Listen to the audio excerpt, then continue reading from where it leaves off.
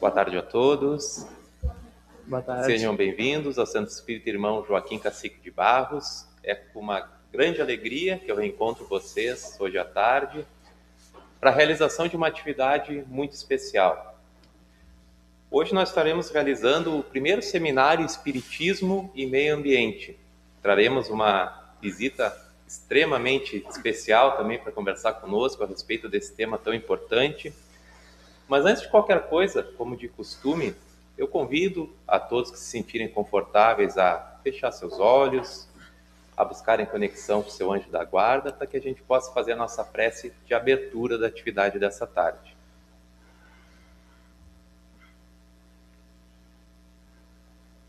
Meu Pai, meu Mestre Jesus, te agradecemos por mais essa oportunidade de nos encontrarmos nessa casa que sempre nos recebe com tanto carinho, para mais um bate-papo, para mais uma conversa, mais uma reflexão sobre a nossa querida doutrina espírita. Nós te agradecemos, Pai, por essa semana que vai chegando ao fim, por todas as graças que nos concedestes. Te agradecemos pelo nosso lar, pela saúde do nosso corpo físico, pelo alimento que não nos faltou e pelo nosso trabalho, de onde podemos buscar o nosso sustento. E rogamos, perante a tua infinita justiça, que todos os nossos irmãos de jornada possam ter, ao menos, as mesmas condições que nós próprios tivemos de suprir suas necessidades materiais e espirituais.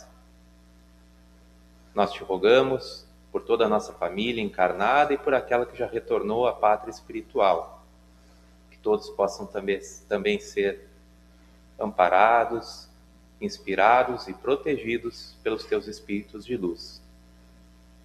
Rogamos também a assistência da equipe de Cacique de Barros para que nessa tarde nós possamos compreender da melhor maneira possível o tema em exposição, de grande importância para todos nós, e que mais do que compreendê-lo, nós possamos colocá-lo em prática a cada novo dia da nossa vida. Mais uma vez, te agradeço pela oportunidade e que assim seja. Assim seja. Muito bem, meus amigos, muito feliz de revê-los mais uma vez.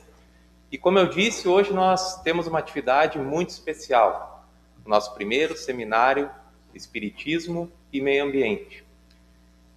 Esse é um tema que, embora a doutrina espírita tenha surgido ainda na Europa do século XIX, um tempo distante de nós já percebemos os rudimentos de uma preocupação com o nosso planeta, com a nossa casa comum, nessa obra. Allan Kardec e os espíritos superiores, por exemplo, falam conosco e nos ensinam sobre necessário e supérfluo, sobre cuidados com a natureza, evitarmos desperdício. Então, tudo isso que naquele momento era trazido de forma incipiente para a humanidade, hoje nós já temos mais ferramentas para colocar em prática no nosso dia a dia. E é com esse objetivo que hoje nós discutimos esse assunto. Conforme nós conversávamos alguns minutos atrás, a questão ambiental se faz importante para todos, mas para nós espíritas talvez ainda mais, porque na condição de reencarnacionistas, nós sabemos, com grande probabilidade, voltaremos a esse planeta ainda em várias oportunidades. Vamos precisar de água em condições, em quantidade adequada. Vamos precisar de solo que produz alimentos, de ar respirável. E tudo isso depende das atitudes que nós tomaremos a partir de hoje, a partir de agora.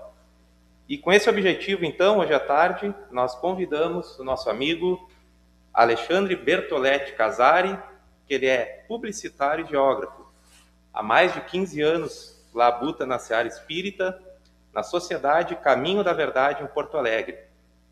Desde 2019, o Alexandre é multiplicador do saber ambiental da Fergs e atua na gestão ambiental também do mesmo centro de aprendizado da Fergs. Convido o Alexandre, então, para que possa tomar o microfone, fazer uso da palavra e nos brindar com seus conhecimentos. Obrigado, amigo. Bem-vindo, Alexandre. Obrigado. Nossa, deixa eu só...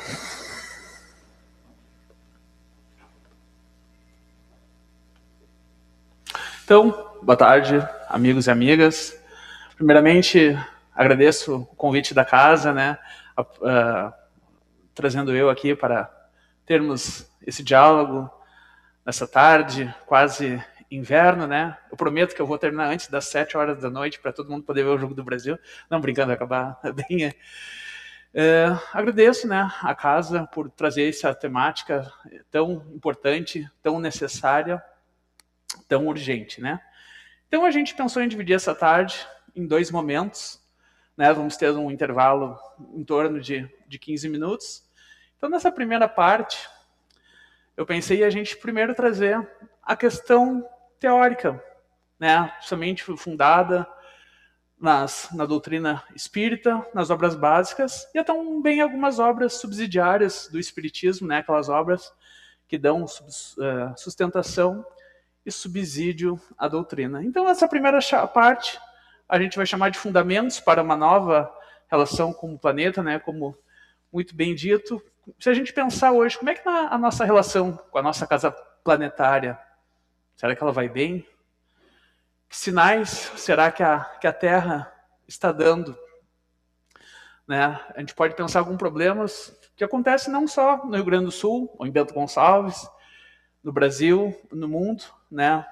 2024 foi um ano muito marcante para nós gaúchos, né? A questão das enchentes, dos deslizamentos, né? Da destruição que ocorreu em 2024.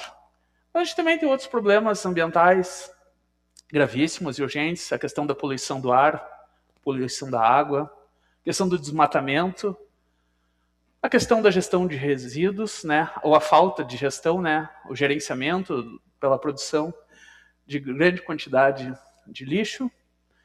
Então são problemas contemporâneos, né? Como foi dito, Kardec já nos trazia luzes sobre esse tema, e hoje a gente entende melhor sobre o que Kardec estava falando, principalmente da nossa relação com o planeta, né? Então esse evento proposto hoje, né?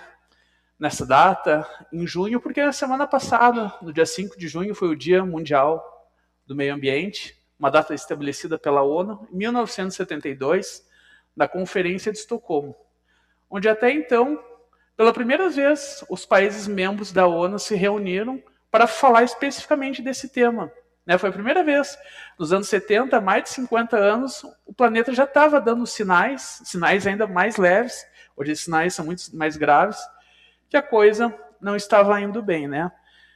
Então, essa Conferência de Estocolmo de 72, né, para celebrarmos, né, a gente podia até colocar, entre aspas, o celebrar também, né, porque há muito a se fazer, que nem a gente estava conversando antes, né, a gente já vê alguns avanços, algumas mudanças, né, a gente vê a temática chegando cada vez com mais força dentro do ambiente espírita também, mas a gente precisa ainda muito trabalhar, refletir, conversar nessa questão, né.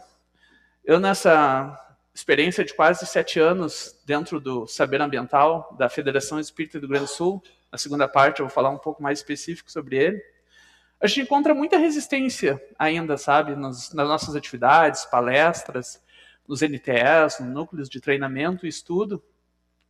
A gente vê muita resistência em algumas casas, claro, não todas, né, tem casas como essa daqui que abraça a temática, como já é trabalhada há algum tempo, mas a gente vê, infelizmente, ainda muitas não centros, as pessoas que dirigem ainda com resistência ao tema, por não ver uma ligação direta, né? Como diz, fora da doutrina espírita, realmente não vai ter a palavra ecologia, não vai ter a palavra meio ambiente, né? Que são temas mais contemporâneos, né? Mas Kardec já falava disso. Ali no século XIX, a doutrina já dava subsídios e princípios para este tema. Então, quando a gente começou a trabalhar com as casas espíritas, a gente pensou, então a primeira coisa que a gente tem que mostrar é a relação entre a doutrina espírita e o cuidado com o meio ambiente, com a natureza, com a ecologia, o nome que a gente ou vocês quiserem dar. Então, nessa primeira parte, eu pensei em trazer algumas passagens das obras básicas de Kardec e também de outras obras espíritas que também vão dar esse subsídio, essa fundamentação teórica e doutrinária para este assunto.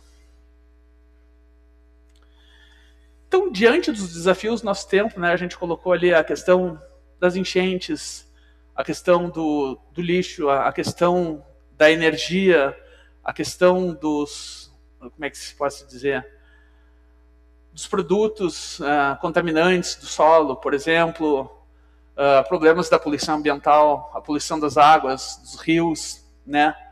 Então, a gente não pode mais postergar, a gente não pode mais adiar esses problemas, né? Então, a doutrina espírita nos proporciona essa reflexão, os princípios, para como é que a gente, enquanto espírita, pode colaborar para o mundo melhor, né? É uma das nossas missões enquanto pessoa, né? O objetivo individual de cada um de progredir, de evoluir, de se tornar uma pessoa melhor.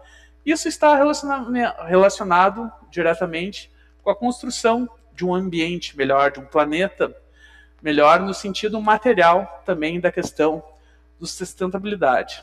Então a gente precisa construir novos hábitos, uma nova cultura, novos comportamentos, o que a doutrina pede de nós, né? A nossa reforma íntima, a nossa renovação de atitudes, né? Novos modos de agir, de pensar, e o comprometimento com a casa planetária em defesa da vida, né? E não só da defesa da vida humana, nós, quanto espíritas, como pessoas, nós, enquanto espíritos encarnados, temos também essa responsabilidade. A responsabilidade também é uma palavra que a gente vai ouvir bastante aqui hoje, do cuidado também com as outras espécies, né? Tanto do mundo, principalmente do mundo vegetal, do mundo animal, porque esse é o planeta que nos acolhe, né? Ele é o planeta que nos fornece os subsídios para a nossa evolução e o nosso desenvolvimento. Então, eu trago primeiro uma passagem do Evangelho segundo o Espiritismo, capítulo 3, Há muitas moradas na casa de meu Pai, um capítulo ali que vai falar da pluralidade dos mundos, né? A diferente escala da progressão, desde os mundos mais inferiores, mundos de provas e expiações, como o nosso, o planeta Terra, mundo de regeneração, mundos ditosos, e os mundos superiores, né? Os mundos mais avançados moralmente, né?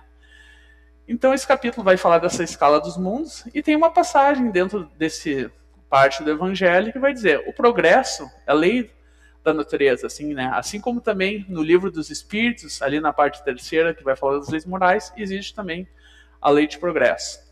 A essa lei, todos os seres da criação, animados e inanimados, foram submetidos pela bondade de Deus, que quer que tudo se engrandeça e prospere. Então, não só a espécie humana, né, mas o que Deus espera de nós, através das leis, é um mundo melhor, né, que a fauna, a flora, também encontra subsídios para um viver melhor, em harmonia. A harmonia também é um termo, também um conceito que a gente vai trabalhar bastante, um termo muito presente. Então, ao mesmo tempo que os seres vivos progridem moralmente, progridem materialmente os mundos que eles habitam. Então, é uma passagem que nos faz refletir, pensando que a gente está procurando a nossa evolução, mas o planeta Terra, ele também busca ascender, ele também busca evoluir, né? A doutrina espírita nos ensina que estamos vivendo um momento de transição planetária, assim como a doutrina fala, como Chico Xavier falou em suas obras, o Divaldo Franco também falava muito nesse tema, tinha obras específicas do tema sobre a transição planetária, que é esse momento que a gente vive no mundo de provas e expiações e deseja ascender a um mundo de regeneração, que é um mundo mais, ainda não é um mundo completamente feliz, mas também onde a maldade, né, o egoísmo, a vaidade, o orgulho já estão num mundo, numa escala muito menor. Então, nós como humanos, né, desejamos um dia estar preparados, né, estarmos aptos, né, termos as condições necessárias, principalmente as condições morais, para vivermos no mundo de regeneração. O planeta Terra, ele também quer ascender, ele também quer evoluir, né? Então é uma troca que existe entre o planeta e o ser humano. Nós evoluímos moralmente enquanto sociedade, o planeta também vai ascender, ele também vai ser, né, promovido a um lar que vai receber espíritos que estão no estágio do mundo de regeneração, né? O regenerar, o renascer, né? O renovar, que é uma das leis também da doutrina espírita, né? Então, até eu vi que essa semana as redes sociais da FEB, da Federação Espírita Brasileira, fez uma postagem exatamente sobre isso, que são os vídeos que são disponibilizados assim semanalmente, que o Geraldo Campetti, que é um dos presidentes da Federação Espírita Brasileira, um dos vice-presidentes, perdão, ele vai respondendo perguntas que recebe nas redes sociais da Federação Brasileira, e uma das perguntas é exatamente essa, coincidentemente feita essa semana: mas a Terra também vai evoluir? E o Campetti, né, claro, com todo o seu embasamento, conhecimento aprofundado que tem da doutrina, responde que sim, a Terra também vai evoluir, assim como nós desejamos um progresso, uma evolução, né, procuramos condições melhores para viver, a Terra também pensa, né? A gente pensa que pode colaborar para essa construção, ajudando a nossa casa planetária. Então eu citei antes ali a questão das leis morais, as leis divinas, que regem a vida moral dos espíritos. Essas leis estabelecem princípios para a relação. Relação é uma questão também muito presente na doutrina espírita, também na ecologia, do ser humano consigo mesmo, com os outros e com Deus. Então, a partir do nosso progresso, da nossa evolução, do nosso desenvolvimento, a gente sabe que a evolução, o progresso é algo inexorável, ela vai acontecer de qualquer forma, né? O ritmo, a velocidade dessa evolução depende de nós, das nossas atitudes, dos nossos comportamentos, dessas mudanças de hábitos. A evolução vai acontecer de qualquer forma, nós querendo ou não, mas a velocidade e o ritmo somos nós que ditamos essa velocidade, né, do nosso progresso, da nossa evolução.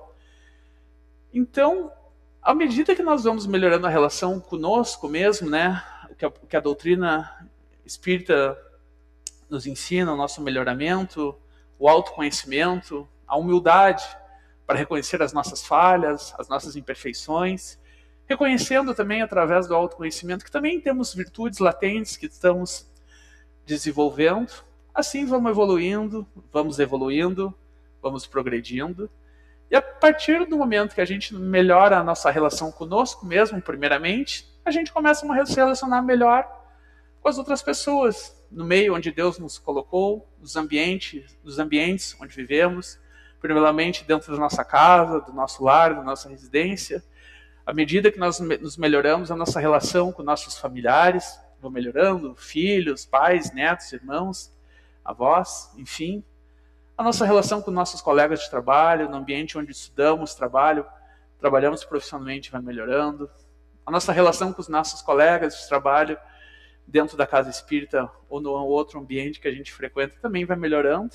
E através desse melhoramento dessas relações, a nossa relação com o ambiente, o meio ambiente, a casa, também melhora. Quando a gente progride moralmente aos poucos, a gente sabe que esse ritmo também não dá saltos, assim como o espiritismo e a ecologia, que são ciências, né?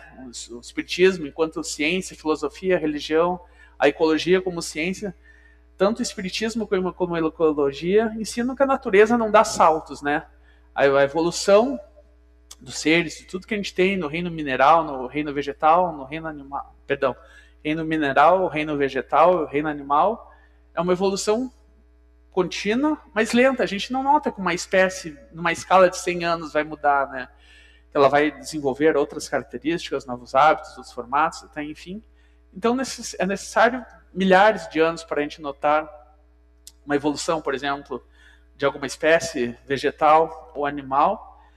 Ainda bem que a nossa evolução é um pouco mais rápida, né? A gente, por exemplo, eu tenho 40 anos, fiz 41 agora há poucos, mas eu me lembro quando há 30 anos atrás, quando eu tinha 10 anos, o mundo já era diferente do que é hoje, né? Então, em 30 anos, a gente já vê um comportamento na sociedade, né? Comportamentos que a gente olha hoje para trás e a gente já vê uma grande diferença. Então, imagina há 100 anos atrás como é que era o mundo, né? E se a gente fizer um exercício de imaginação, por exemplo, 50, 100 anos para frente, será que a gente não vai olhar para os dias de hoje e pensar, pô, lá nos anos 2020, 2010, ali no início do século 21, pô, a gente tinha comportamentos, hábitos que hoje, aqui em 2100, em 2200, não são mais aceitáveis, né? Então a gente vai evoluindo, vai progredindo, de vez em quando a gente não se dá conta dessa evolução, mas essa evolução graças a Deus, graças a nós, com a espiritualidade acontece.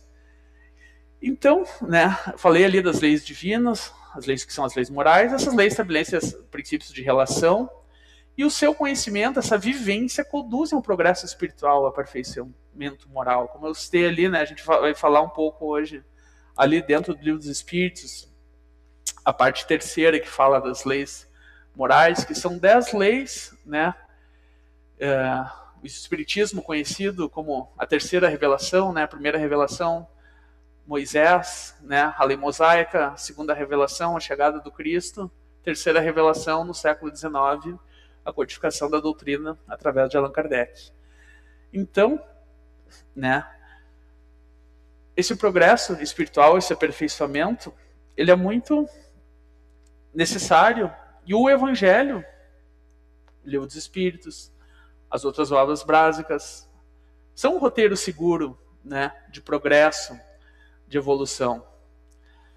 Então, a doutrina espírita, ao estudar as leis morais, essas 10 leis, né, como eu disse, né, que foram evoluindo até chegar no Espiritismo, vão proporcionar um roteiro seguro, um caminho inspirado principalmente nos ensinamentos do Cristo, e que vai nos fazer pensar exatamente nessa relação com o planeta Terra, né? Como a gente falou no início ali, essa relação, a gente percebe que não está muito legal, né? A natureza vai dando sinais de que coisas estão mudando, que estão acontecendo.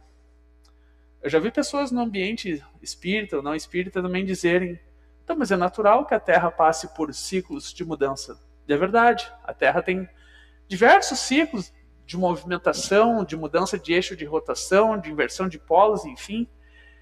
Mas essas mudanças que acontecem é no tempo geológico. É uma mudança que leva milhares de anos, dependendo do ciclo, leva 40 mil anos, 5 mil anos, né? A Terra tem ciclos ciclos glaciais, interglaciais, né? Então são períodos que a Terra naturalmente está mais quente, ou tem períodos que ela está mais frio, tem períodos que a Terra, o nível do oceano sobe, tem períodos que a Terra do oceano desce, dependendo da temperatura do planeta.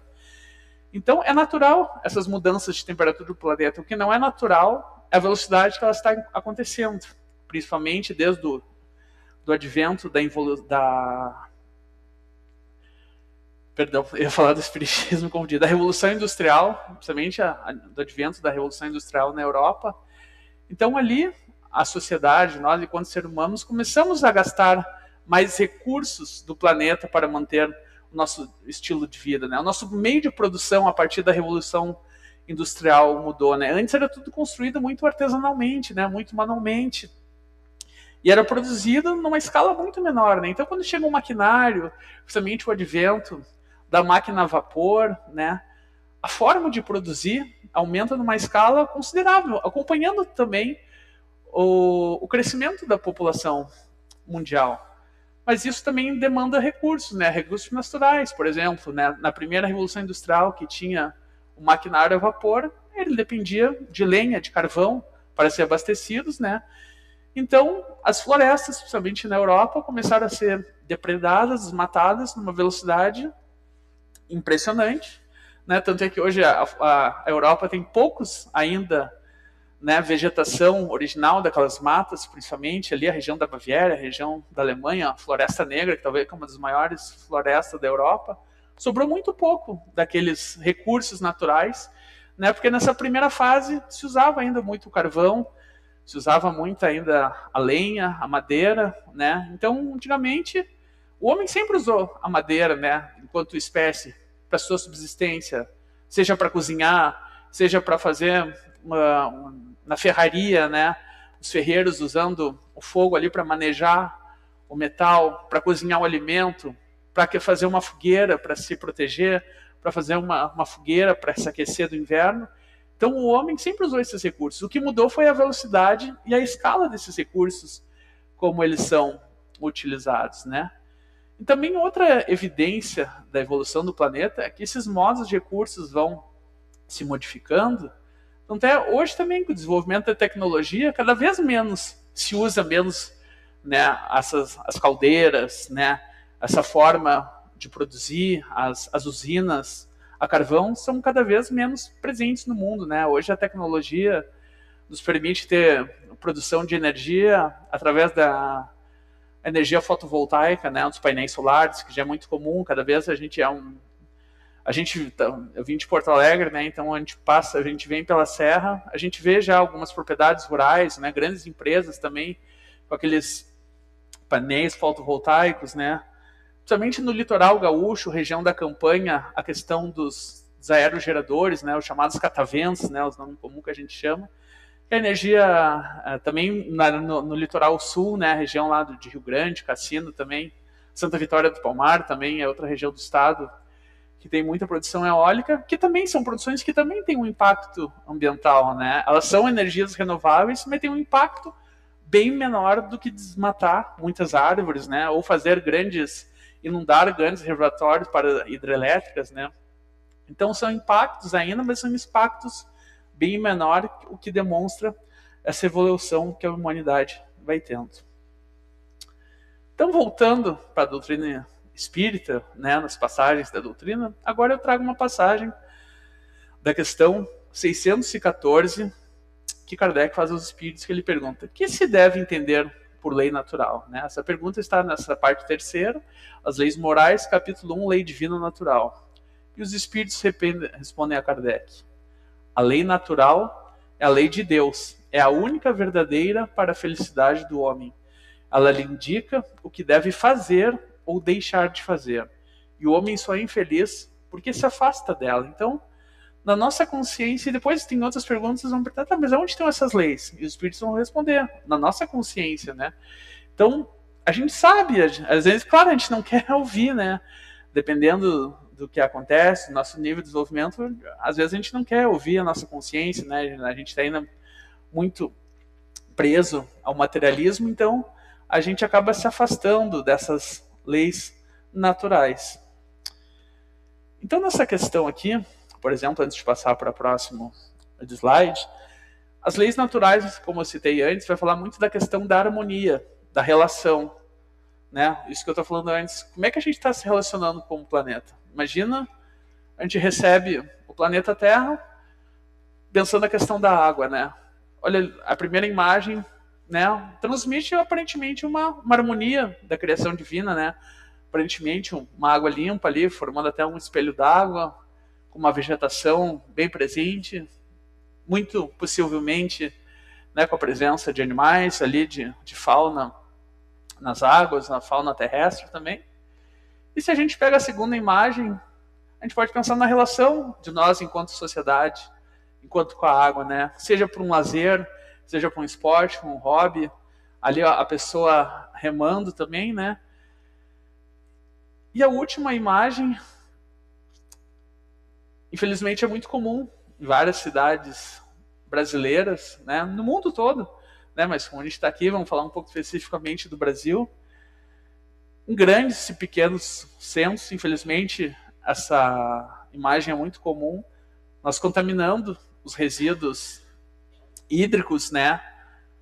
Poluindo, descartando assim irregularmente, sem nenhum tratamento, sem nenhuma condição. A gente vê ali resíduos de tudo que é tipo, sacola, lata, garrafa. Provavelmente ali tem resíduos orgânicos ali.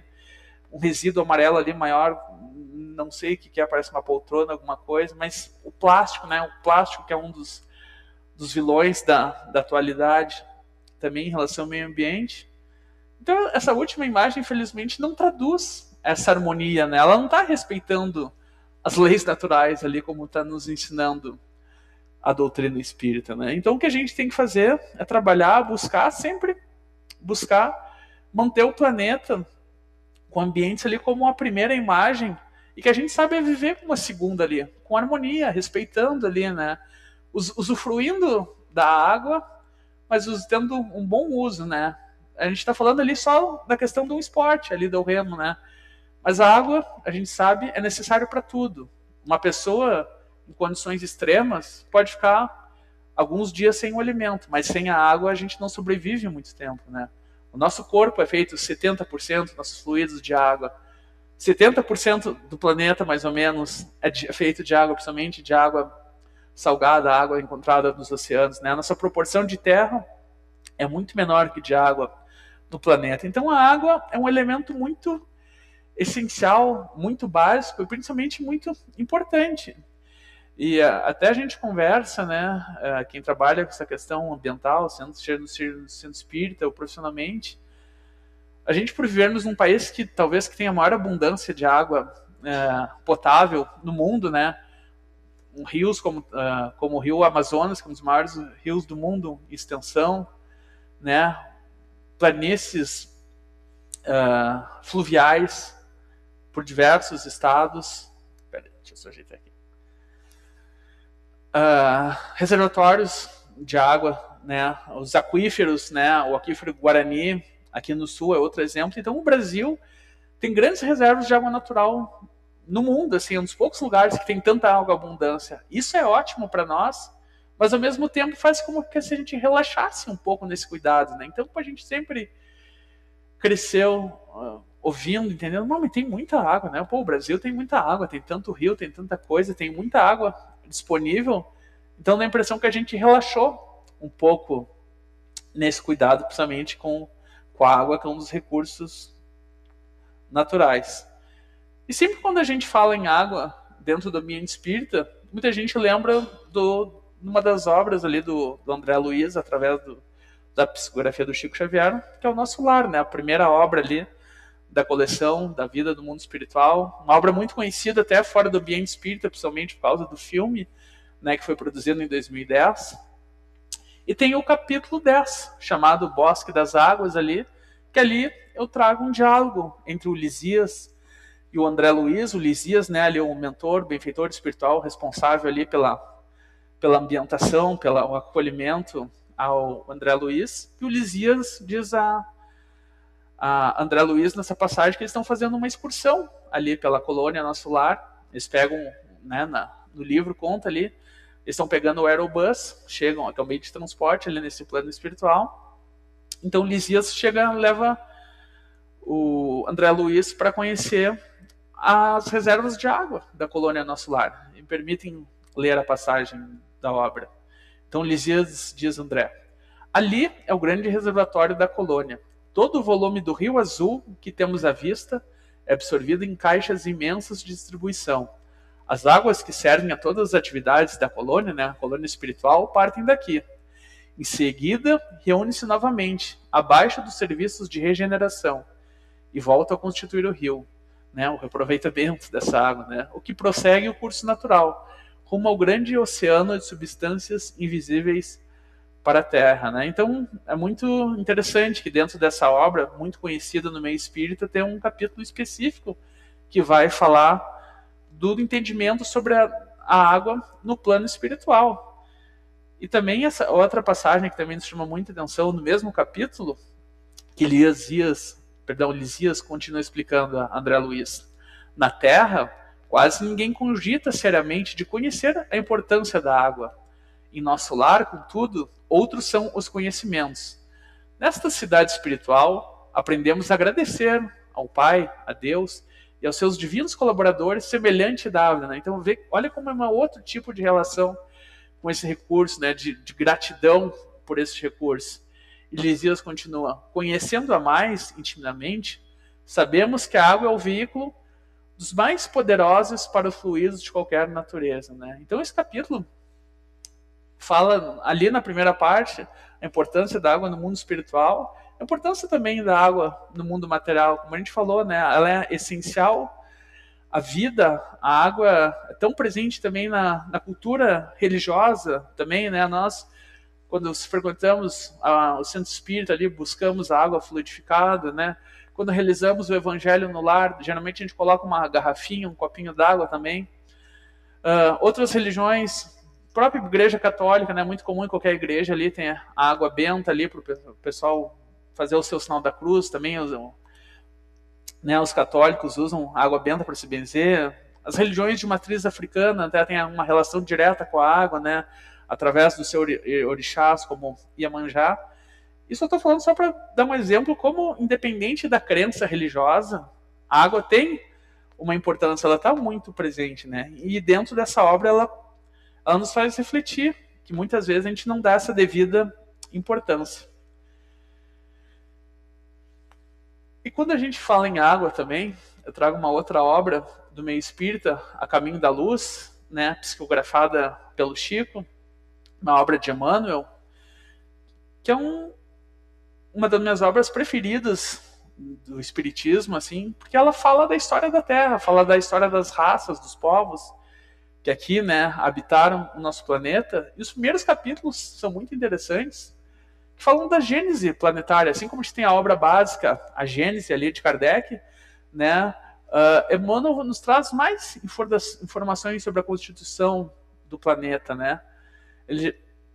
Então, dentro dessa parte, a Gênese planetária, o capítulo 1, os primeiros habitantes, Emmanuel diz assim: os primeiros habitantes da Terra, no plano material, são as células albuminoides, as amebas e todas as organizações unicelulares, isoladas e livres, que se multiplicam prodigosamente na temperatura tépida dos oceanos.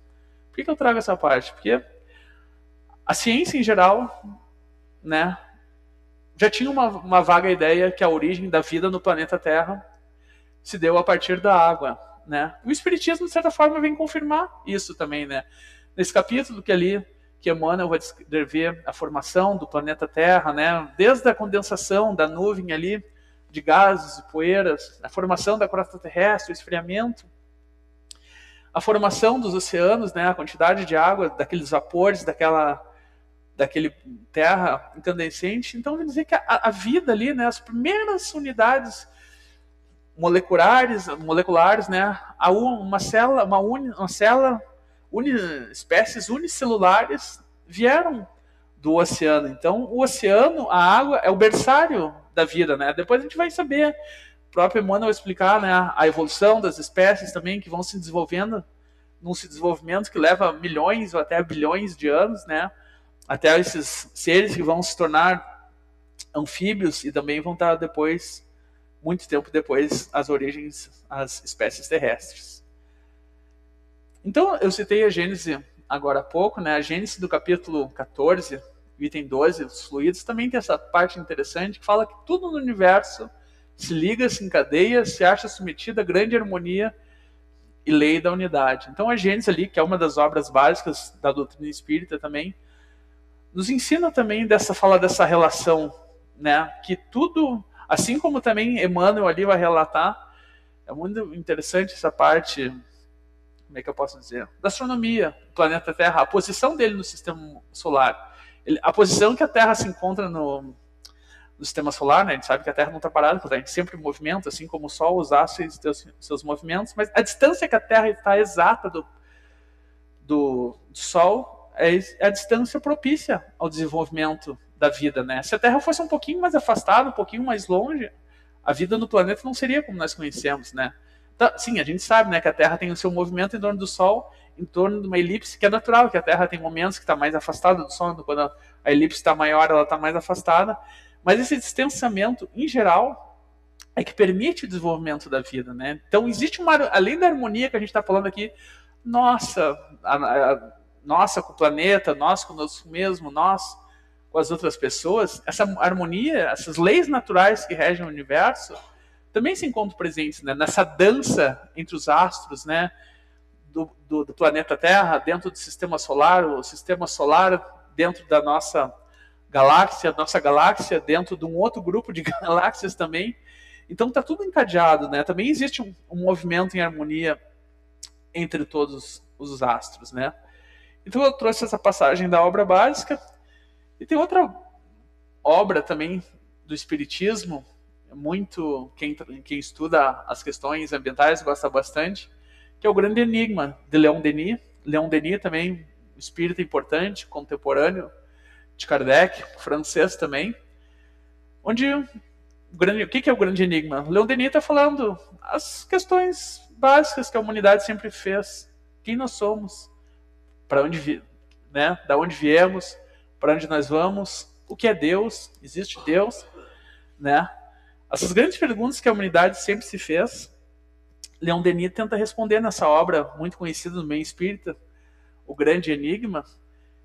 E é interessante que esses conceitos que Leon Denis vai trazer, ele vai falar principalmente da relação com a natureza. Leon Denis tinha muito hábito de viajar pela Europa Então, por exemplo, ele vai ter um capítulo só chamado O Livro da Natureza, que dentro desse capítulo vai ter os subcapítulos, vai ter um capítulo específico sobre o mar, um capítulo específico sobre as montanhas, sobre o céu, sobre as estrelas. E as florestas, tá faltando, né? O mar, as florestas, as montanhas e o terra, e o céu. Então, Leon Denis vai usar esses elementos naturais para explicar a presença de Deus, falar dessa harmonia, né? Dessas relações múltiplas e ocultas que a gente não consegue perceber com os olhos físicos, né? Mas que regem o nosso universo. Então, eu lembro quando... Logo que eu entrei no ambiental, no saber ambiental, na Federação Espírita, o presidente da federação era o Gabriel Salum, né? Ele recém tinha assumido a presidência, e num dia no encontro com nós, o Gabriel recomendou, perguntando se a gente já conhecia o Grande Enigma, né? E a maioria de nós não conhecíamos. Então foi uma orientação do nosso presidente da federativa na época, que nos sugeriu a leitura do Grande Enigma, e a gente fez um grupo de estudos, né? Que depois a gente teve que adaptar em função do início da pandemia para ocorrer de forma virtual, que estudava essa obra que traz essa relação de Leon Denis com a natureza. Trazendo uma outra obra, outro trecho das obras básicas, agora no Livro dos Espíritos, dentro das leis morais, capítulo 5, lei de conservação, principalmente as leis de conservação, lei de progresso, lei de destruição, também lei de trabalho, algumas dessas leis vão fazer essa relação, esses princípios para trabalhar a sustentabilidade.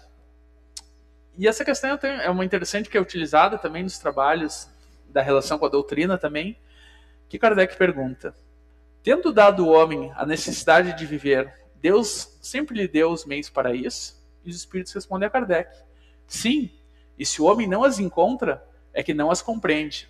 Deus não poderia dar ao homem a necessidade de viver sem lhe fornecer os meios para isso. E é por essa razão que ele faz a terra produzir o suficiente para promover o necessário a todos os seus habitantes, pois só o necessário é útil, nunca o supérfluo. Né? Então, a partir dessa questão, são outros conceitos que a gente trabalha bastante também, a partir da questão do necessário, do supérfluo, né? Nós, em um mundo de provas e expiações, um mundo ainda muito materialista, esse apego à matéria, que muitas vezes se traduz no consumismo, né? De comprar de uma forma, consumir os recursos de uma forma exagerada. Então, de novo, trazendo aquela reflexão, a relação com a Terra, né? A primeira imagem eu não podia escolher outra, né? Em função aqui da região, né? Talvez a maior região produtora de uva, de vinho, uva e seus derivados, como vinho, suco e outros produtos, aqui na região de Bento Gonçalves, na Serra Gaúcha, outras cidades também.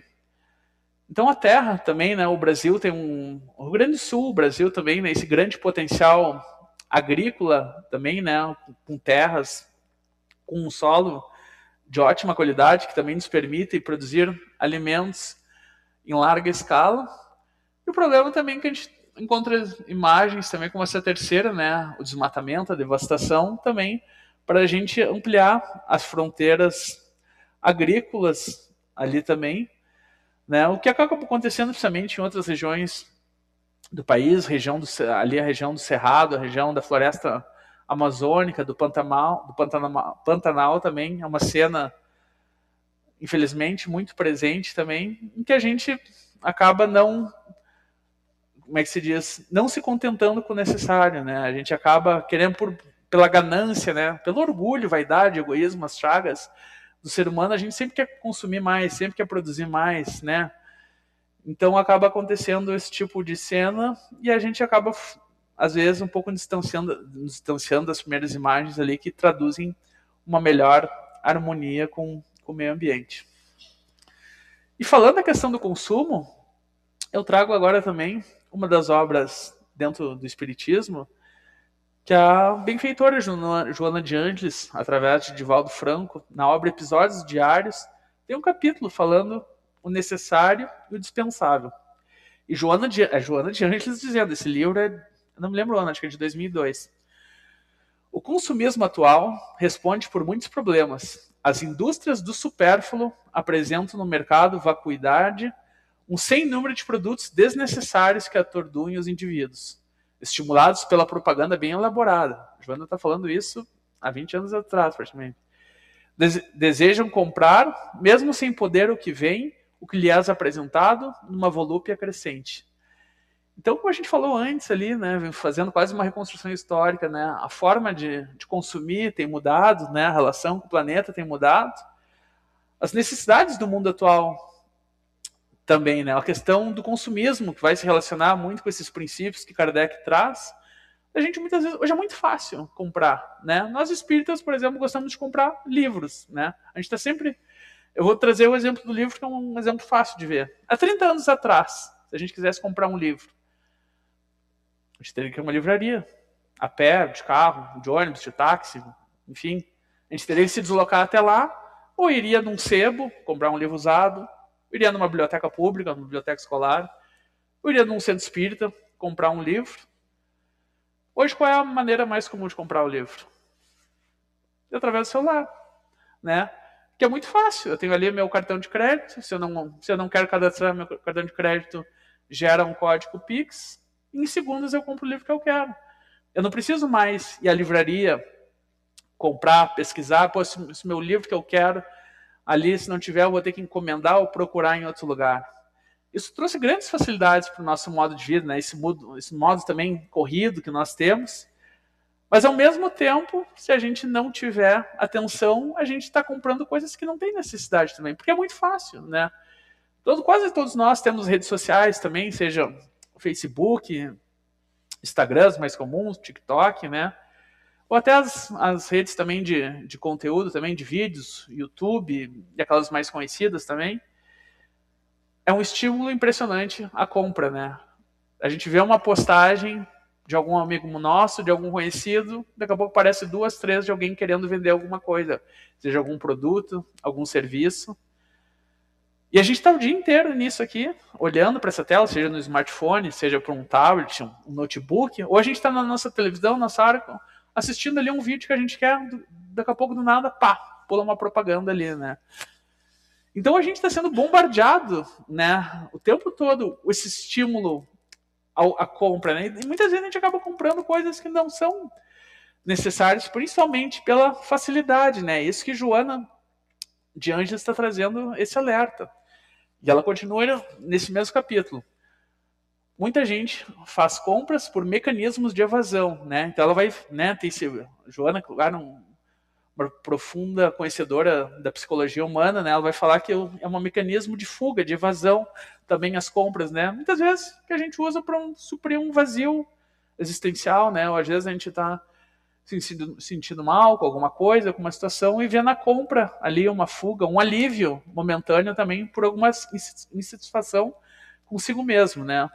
Então, eu continuo dizendo, dessa insatisfação, fogem adquirindo coisas mortas e mais se perturbando, enquanto grande é o número de indivíduos que se afogam no oceano do supérfluo, ali como dizia a obra básica do necessário e supérfluo, multidões inteiras não possuem indispensável para uma vida digna, né? Então o Joana de Anjos está falando também. Então, enquanto muitos estão consumindo sem necessidade, ao mesmo tempo tem muito mais pessoas que também não têm o básico exatamente pela falta desse desequilíbrio, né, que existe. Então aqui umas imagens para ilustrar ali, já falei um pouco da primeira, a questão da compra, que é muito fácil. Não estou reclamando disso, não estou dizendo para vocês não comprarem. Eu compro muitas coisas pelo smartphone, mas é um alerta para a gente refletir um pouco mais, ter um pouco cuidado, né?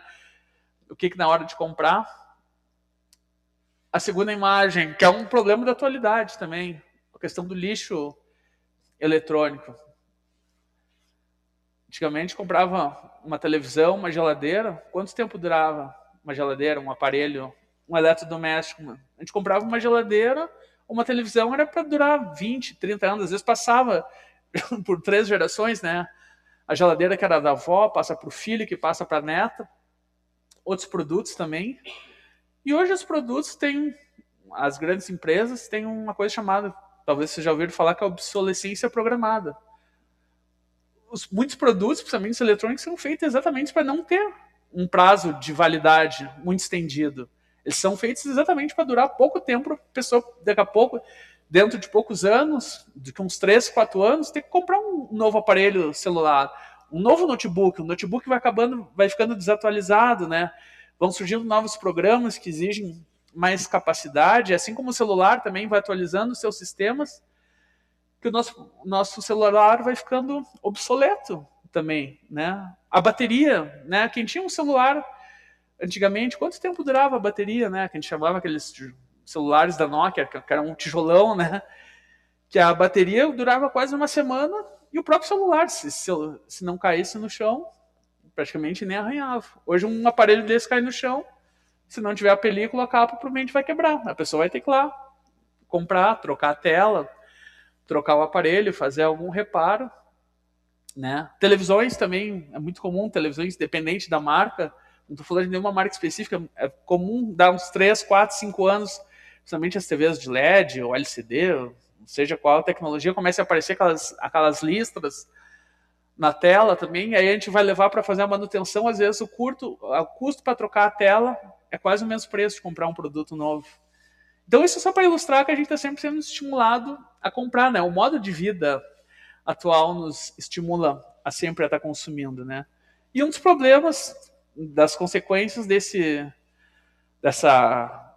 do consumismo é os resíduos, né? A gente tem ali a imagem também que é muito comum nas cidades brasileiras, de grande, pequeno, médio porte, que são os lixões, né? Então, se a gente está comprando muita coisa, a gente está gerando muito resíduo, e infelizmente a gente também não está fazendo a gestão desses resíduos, né? Muitos deles acabam espalhados a céu aberto ali, poluindo o ambiente, o solo, principalmente afetando a saúde das pessoas que trabalham também com a reciclagem. Questão 616. A natureza não traçou os limites das nossas necessidades pelo nosso próprio organismo? E responde a Kardec. Sim, mas o homem é insaciável. A natureza traçou os limites das suas necessidades.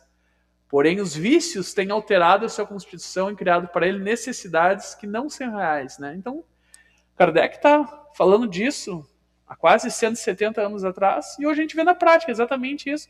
Como a gente está adquirindo coisas muitas vezes que não tem necessidade, né? A gente compra por um impulso, a gente vê uma propaganda, ouve a dica de alguma coisa.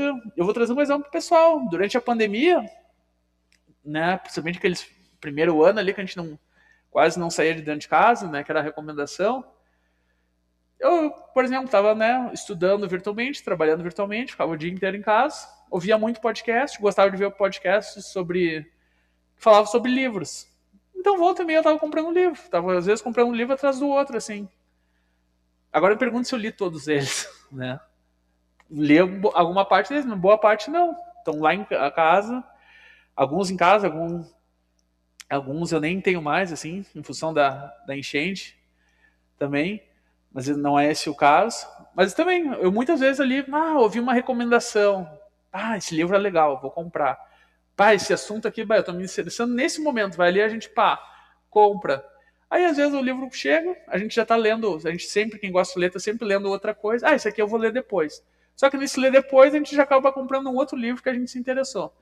Não estou dizendo ninguém para não comprar livro, não é isso, né? Exatamente quando eu estou dizendo comprar, mas a gente ter o cuidado com as nossas compras, né? Porque são recursos do planeta. Então a gente está chegando mais ou menos perto do nosso horário, no final da primeira parte. Eu trago uma passagem da revista Reencarnação, que é uma revista Reencarnação, que é uma revista publicada pela Federação Espírita do Rio Grande do Sul, que em 2015 fez a publicação número 448, fez uma publicação específica sobre sustentabilidade. E aí dentro dessa revista tem um artigo, um dos primeiros artigos escrito pelo Gabriel Salum e a Maria Elizabeth Barbieri, né, que foram os presidentes, nas duas gestões anteriores da federação, foram presidentes. E eles escrevem: sustentabilidade é uma característica ou condição de um processo onde o sistema que permite a sua permanência em certo nível por um determinado prazo. E o Gabriel e a Beth continuam dizendo: ultimamente esse conceito tornou-se um princípio, segundo o qual a prática de ação e utilização de recursos para a satisfação de necessidades presentes não podem comprometer a satisfação das necessidades das gerações futuras. A gente está conversando antes ali, nós, enquanto encarnacionistas, a gente sempre pensa, pô, que futuro que a gente vai deixar para os nossos filhos, para os nossos netos. E a gente sabe que daqui a pouco, né, nós mesmos vamos estar encarnando aqui de novo. Então, nos faz pensar que planeta que a gente vai deixar para nós mesmos, né, em futuras existências. E o Gabriel e a Elizabeth terminam esse capítulo com uma reflexão, uma pergunta. Pensamos na forma como temos agido no movimento espírita e nas células que o compõem. Cuidamos bem do presente? E aí é uma pergunta ambígua também, que é o presente enquanto ser presenteados com um belo planeta, ou cuidamos bem do presente, a situação atual, na situação atual, né? Como estamos nos relacionando com o planeta? Outra questão da lei de conservação. Por que a Terra nem sempre produz o suficiente para fornecer o necessário e ao homem? Lembro que essa pergunta está sendo feita ali na metade do século XIX. Não existia a tecnologia que tem hoje, os meios de produção, né? Tu deve saber muito melhor do que eu ali a tecnologia para a produção de alimentos, as técnicas agrícolas, né? A questão genética também, da modificação genética, que produziu os alimentos ser produzidos numa escala muito maior, né?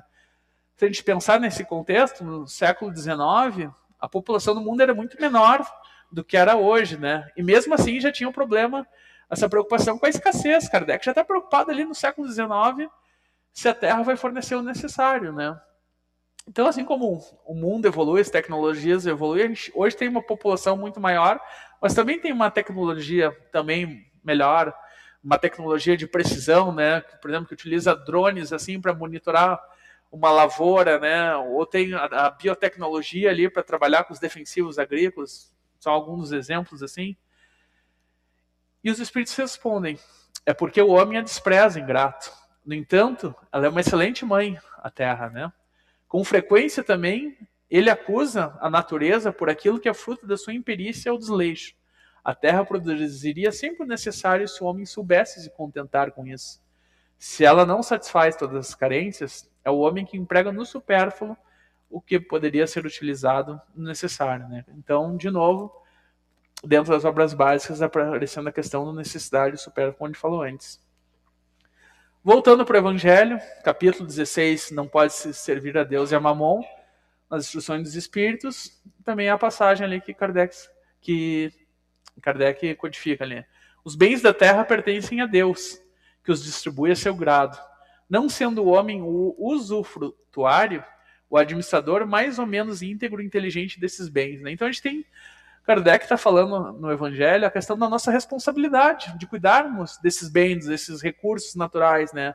A gente tem o hábito muito errado de ver o planeta como um grande supermercado, que a gente só vai tirando, só vai pegando. E boa parte desses recursos, infelizmente, não são renováveis, né? Ou se renovam numa velocidade muito menor do que a gente está consumindo. Então o Evangelho lá também no século XIX está fazendo esse alerta, né, para a gente pensar e refletir como é que a gente está administrando os bens, principalmente os bens da terra, né, que nós usamos por um tempo enquanto encarnados. E aí a questão dos bens da terra aparecem ali no capítulo 16 do Evangelho, como aparece na questão 711 do Livro dos Espíritos. O uso dos bens da terra é um direito para todos os homens? A resposta: esse direito é consequência da necessidade, a palavra necessidade apareceu novamente, de viver. Deus não poderia um dever sem dar o meio de utilizá-lo, né? Então Deus, né, através da sua criação divina, nos dá os recursos para a gente viver bem, né? O problema, como a gente foi falado antes, é a questão da gente muitas vezes consumir muito mais do que se deve e acabar faltando também esses recursos para as outras pessoas, né? Então isso são perguntas que a gente se faz, se pensa, como estamos cuidando dos bens da terra? Como é que vai essa relação? Será que ela está boa? Será que ela está saudável? Principalmente ela está sustentável? Né? Trazendo também aquela mesma passagem da Gênese Planetária da Caminho da Luz. Emmanuel diz: com as suas legiões de trabalhadores divinos, lançou o escopro. Eu fui pesquisar no dicionário escopro. Escopro é uma espécie de talhadeiro. Da sua misericórdia sobre o bloco de matéria informe. Então ele está falando ali de Jesus, né? Jesus, enquanto criador e governador do nosso planeta, construindo ali com a sua equipe de espíritos assistentes o nosso planeta. Que a sabedoria do Pai deslocará do Sol para suas mãos augustas e compassivas. Operou a escultura geológica do orbe terreno. Ele está falando de Jesus. Talhando a escola abençoada e grandiosa, no qual o seu coração haveria de expandir-se em amor, claridade e justiça. Então, pensando em Jesus agora, imagina um trabalho, e não um trabalho feito de um dia para o outro, um trabalho de bilhões de anos, esculpindo esse planeta para chegar à nossa espécie aqui e tratar do jeito como a gente está tratando esse planeta, com tanto trabalho, feito com tanto amor. Ele construiu uma casa para nós, para a gente ter condições de encarnar aqui, né? Então, isso nos faz refletir. Será que Jesus nos forneceu uma casa? Como é que será que a gente está cuidando dela, né? Será que estamos cuidando bem? E continuando essa parte também, chamado, e acho muito bonito o nome do capítulo ali, que é o Divino Escultor. É Jesus esculpindo ali o nosso planeta, né? Trabalhando bilhões de anos ali, esperando, trabalhando com as energias, com as matérias, né? Construindo as condições básicas para a vida humana, né? Então diz, organizou o cenário da vida, criando sob as vistas de Deus o indispensável existência dos seres por vir, né? Então, como a gente falou antes, nada é o acaso, né? Tudo que tem ali, Jesus, esse capítulo é muito impressionante, está falando, descrevendo Jesus construindo ali as condições da camada de ozônio, assim, a camada de ozônio, a camada de ozônio, a que vai proteger dos raios ultravioletas ali, né? Ele vai falar da construção da atmosfera. Sem a atmosfera, sem o oxigênio que mantém a vida, a gente não existiria. Então Jesus pensou detalhadamente todas as condições para a nossa chegada, né? Então, a partir do que a gente viu até agora, é necessário agir, é hora de agir, né? Adotar estilos de vida mais equilibrados e amigáveis com o meio ambiente, fundamental para o planeta. A nossa casa planetária, a vida agradece, né? E o planeta agradece exatamente porque ele também, como a gente falou nisso, ele também deseja evoluir, ele também deseja ser um mundo de regeneração, o que depende do nosso trabalho, da nossa ação, né? É a nossa responsabilidade de cuidarmos tão bem dessa casa que Jesus fez para nós.